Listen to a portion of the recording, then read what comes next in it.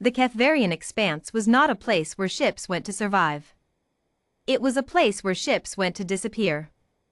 3,000 light-years from the nearest inhabited system, the expanse stretched across a wound in the galaxy, a region of collapsed stellar nurseries, dead pulsars, and gravitational anomalies so dense that even light seemed to hesitate before crossing. No trade routes passed through it. No empire had ever claimed it. Every spacefaring civilization in the known quadrant had looked at it, calculated the cost of exploration, and quietly agreed to leave it alone. Every civilization, that is, except one. The pale meridian drifted through the silence like a thought no one had finished thinking. She was a human deep void explorer, not a warship, not a colony vessel, not a diplomatic cruiser. She was something rarer, a science vessel of the third classification, built by the United Human Exploratory Commission, crewed by 11 people, and currently in the middle of her 14th month of voluntary isolation in the most hostile stretch of non-space in the quadrant. Her pilot, navigator, and de facto captain was Ethan Cross. He was sitting in the observation bay when the war found him. Ethan had a habit of spending his off hours in the OBS bay, a domed chamber at the bow of the pale meridian where the hull thinned to a sheet of transparent ceramite, and the void pressed itself against the glass like it wanted to be let in. He liked it there. The rest of the crew thought this was mildly unhinged behavior. Ethan considered it therapeutic. He was 41 years old, lean in the way that long-haul spacers got lean, with the kind of stillness about him that came not from peace but from long familiarity with vast, indifferent things. He'd spent 19 years in the void, first as a junior surveyor, then as a navigation specialist, then as the lead explorer on missions that went places where comm signals took weeks to bounce back to civilization. He'd seen a dying star collapse into itself from 11 million kilometers away. He'd piloted through the debris field of a shattered moon the size of a continent. He'd watched, alone in a survey pod, as a rogue planet drifted past him in the dark, something the size of Earth, cold and dead and carrying no name. The void did not frighten him.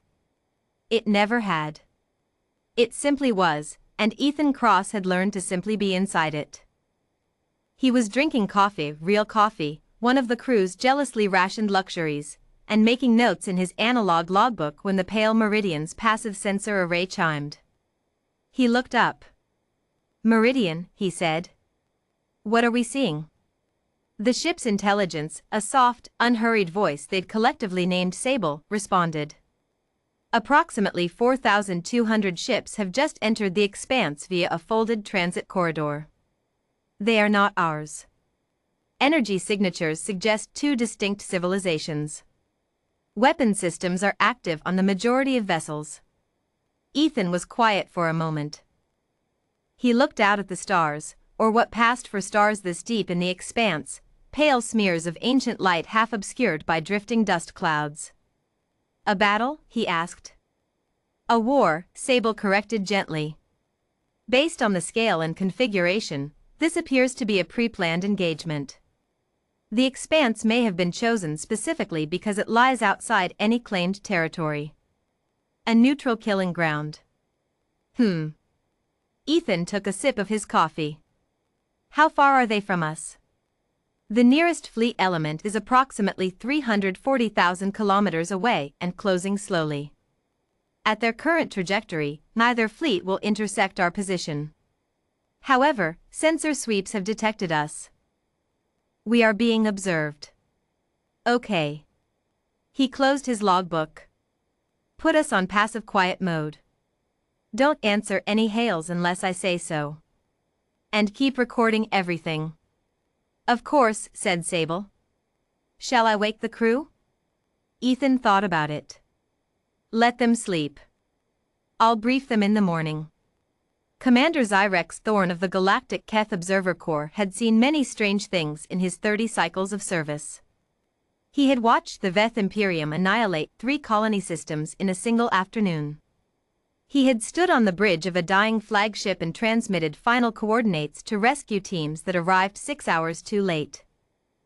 He had documented 17 wars, 9 genocides, and 1 event that the Corps still had no formal category for. But he had never seen anything quite like this. The vessel was small, almost embarrassingly so. A single ship, human-built by the look of her whole design, sitting in the middle of the Kethvarian expanse like a stone in the center of an empty road. She had no weapons. Her shielding was minimal, the kind designed for micrometeorite deflection, not plasma fire. She was running dark, no active emissions, no engine burn, completely still. Around her, on either side, the Uran Collective and the Drenkoth Alliance were massing for engagement. 4,000 ships. Centuries of accumulated hatred. Enough firepower to sterilize a biosphere from orbit. The battle had been building for 3 standard years, and now it was finally here, in this dead and nameless stretch of space chosen precisely because no one would care about the wreckage. And in the middle of it, quietly, was a human ship. Zyrex had pulled up the registry the moment his sensors found her. Pale Meridian. United Human Exploratory Commission. Science Vessel, 3rd Classification. Current mission, Deep Void Geological Survey, Kethvarian Expanse, Month 14. 14 months. They had been here, in this void, for 14 months. Voluntarily. His communications officer, a young Keth named Ress, turned from her station. Commander, the human vessel is not responding to hails. From either side. They appear to be maintaining calm silence. They know we can see them?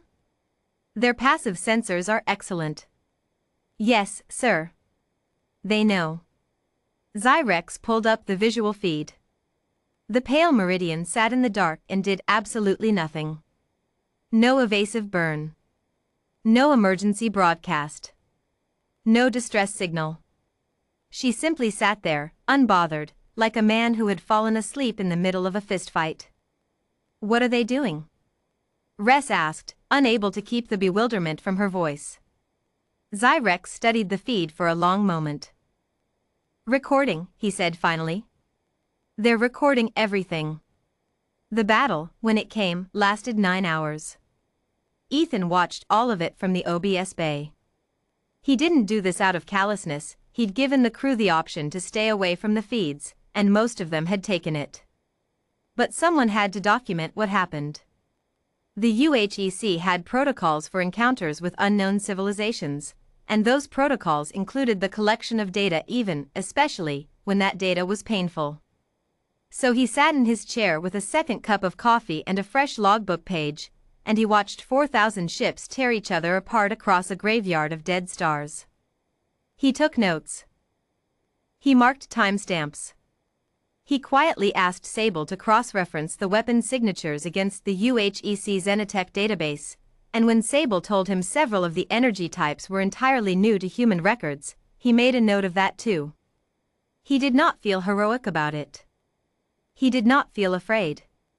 He felt, mostly, very sad, the particular sadness of watching something that didn't have to happen, happening anyway. At hour 7, one of the Drenkoth destroyers drifted into their quadrant, not targeting them, just dead in space, engines gone, leaking atmosphere. Ethan dispatched their emergency medical shuttle with 3 crew members aboard before the main battle had even finished. They pulled out 11 survivors. 11 beings who did not look like humans and could not speak any human language, and who were brought aboard the Pale Meridian and given blankets and food and water and a place to sleep. Because that was also in the UHEC protocols. The battle ended.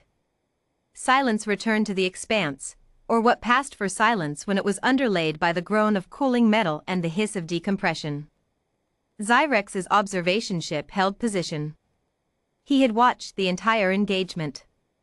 He had also, toward the end, watched the human vessel dispatch its small shuttle into the wreckage. He opened a channel. This time, the Pale Meridian answered.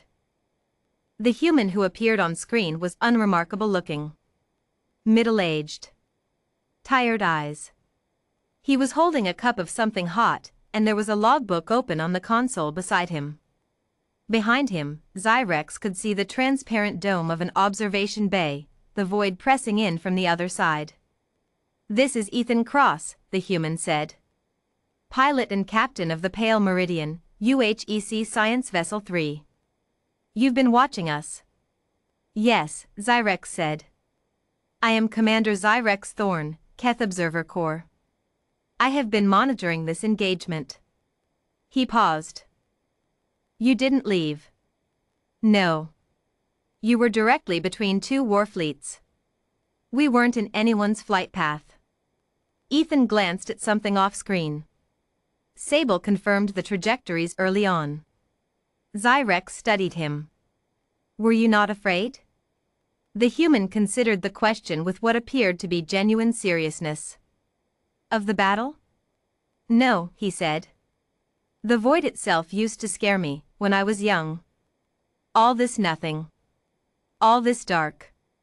He looked out through the dome for a moment, at the drifting wreckage, at the old dead stars. But I've been out here long enough that the nothing feels like something now. It feels like space. Like room. He looked back at the screen. A war is loud and temporary. The void is quiet and permanent. I've learned to trust the quiet. Zyrex was silent for a long moment. You pulled survivors from a Drenkoth destroyer, he said finally. 11 of them. We don't know who they are yet. We're working on a translation protocol. A faint, tired smile. We'll figure it out. We usually do. Zyrex looked at this human, this single unremarkable human, in his small ship, with his coffee and his logbook, sitting in the ruins of someone else's war like he owned the silence. And he felt something he had not felt in 30 cycles of watching civilizations destroy each other. He felt, improbably, something like hope. Mr. Cross, he said. When your survey is complete, who do you report to? The Commission. Back on Earth. Then we go back out again. You go back out. That's the job. Ethan Cross closed his logbook. The void doesn't run out of things worth seeing. The channel stayed open for a long time after that. Neither of them had anything else to say. But neither of them closed it either, the human explorer and the alien observer, sitting together in the quiet ruins of the deep void, watching the wreckage cool and the stars hold still. Outside the dome, the Kethvarian expanse stretched on vast, indifferent, and utterly, perfectly silent. It had seen wars before. It would see wars again.